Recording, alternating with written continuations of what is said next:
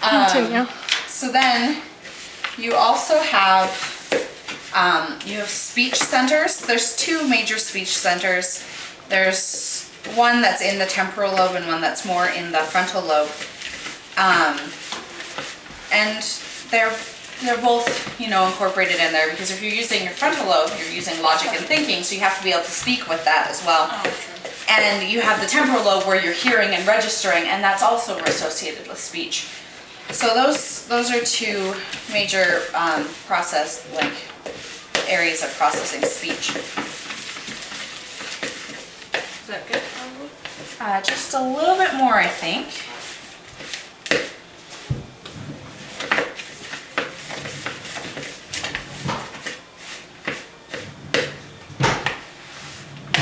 Okay, I think we're about right. Now, we're gonna take the chocolate chips and we're gonna melt them in the microwave. It's not that one. So I'm gonna give this to you. About a third of the chocolate chips, since we're thirding everything. Hardest part is opening the packages. And then it's gonna explode everywhere. That's how it goes. Unless You use I'm your not gonna use the big knife. tools. Tools are helpful. Go. Okay, so now that we have the chocolate melted, here's the fun part. We have to take the cookie sheet, and this is why we have to wash our hands, because now we're gonna take some, and we're gonna roll it in a ball. This is fun. And different size balls are fine. I have some people who want them all to be like small and little. They're usually better if they're small, because you dip them in chocolate and then they get bigger magically. And then you can't put it in your mouth. And then when you freeze them, because you freeze it, and then it's like, and it's bad. So you roll it in the chocolate. I'm so excited for dinner tonight. And then you stick it on the You're cookie cooking sheet. steak, so. Yeah. And that is all there is to it. One thing that I have had people tell me is easier is if you roll out all the balls and then you put it in the freezer and let them harden, because then they don't squish around when you roll them in the chocolate so much. But I've never had any problems doing it this way, so we're doing it this way. It's much better that way. Here, let's both do it. Let's both do it. Get So- fast. I have, as we look at this, I have this image here. That is all of the areas and their part, like what they do for the most part. And I thought that was a kind of a cool one, because usually when people do images of the brain, they're like, here's the lobes, and I'm like, but what do they do? That's not helpful. Yeah, don't make them that big, that was huge. So pretty much, there's not a lot to know about, I mean, there's a lot to know about the brain, like people spend their whole life studying about it. There's so much that I could be teaching you that is, like, the brain is probably the coolest organ in the body.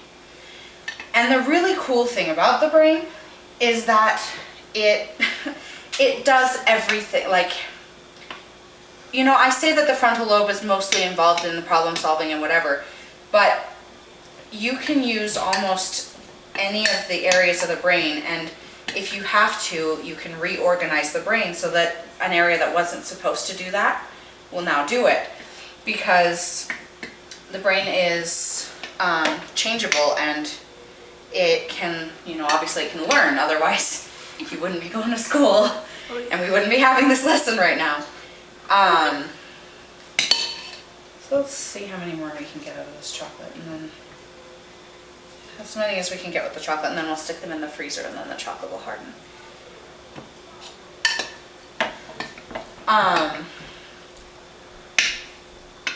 But I think that's the coolest thing, because people have had, like, they've lost, the ability to speak because of a stroke or something like that.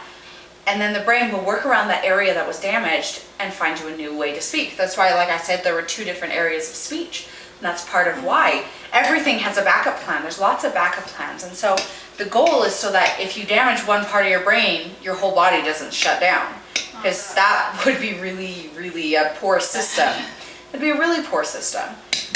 And so, you know, we want to be able to use all these different parts of the brain and still, you know, function. And so the whole brain is multifunctional. It does everything, but generally you have, you know, an area of specialty. It's like I've studied a lot of different subjects, but my area of specialty is biology. That doesn't mean I don't know something about cooking, right? So it's the same thing with the brain. The brain specializes its areas, but they can all do multiple things, which is pretty cool. Almost done here. Awesome. And then we'll just stick these in the freezer, and they can stay in the freezer for as long as they need to. Let's see if we can drizzle any of this chocolate on top of some of these, because you want them to be as coated in chocolate as you can. Because chocolate is good. More chocolate is better. It's generally a good rule. And then there are other things you can do with these, like you can drizzle a different color of chocolate on top of them and make them really decorated and cute and fun. But you're gonna eat them anyway, so. Yeah, but they're fun to It have is. decorated and they always look prettier and, you know, but I think you're gonna eat them, so just eat them. Yeah, true. It's more fun that way. So let's stick these ones in the freezer. Won't get as much chocolate on that as I think we just squished it. That's okay, it's only going to be eaten. So let's just stick that in the freezer. Wait, I think the other freezer works better. Pause. Okay. Go. Awesome. Okay, so now that we've made as much of that as we can, I have 2 different things for you. I have the stack of cards that are their functions, stack of cards that are the areas. Okay. So I want you to match the area of the brain to its function.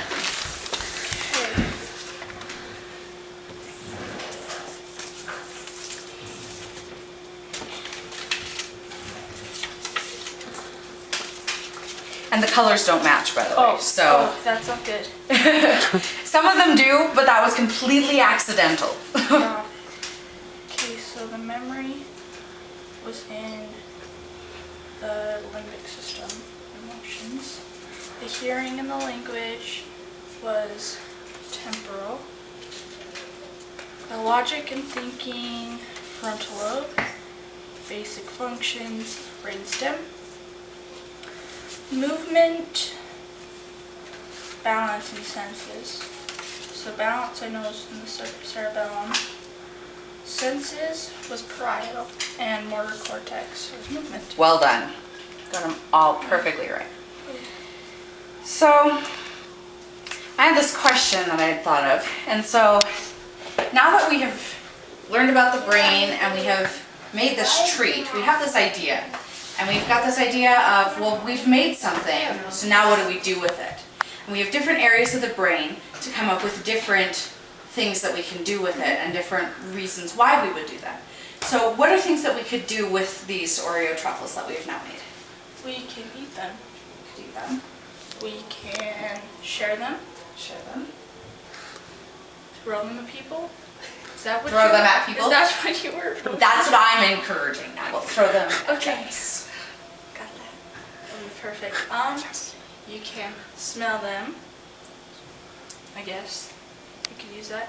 It'll probably be in my memory for a while because they're so good, right? They are delicious. They are And delicious. the sight of them you can use. The logic and thinking is just what we're doing right now. Mm-hmm. And then basic functions. You can breathe while eating them. I don't suggest that. That sounds like a bad idea. You Well, like, you will in digest between. them. You will digest Yeah, them. you're not That's gonna a be basic thinking about function. That. And you can. I'm trying to think of any really good ones.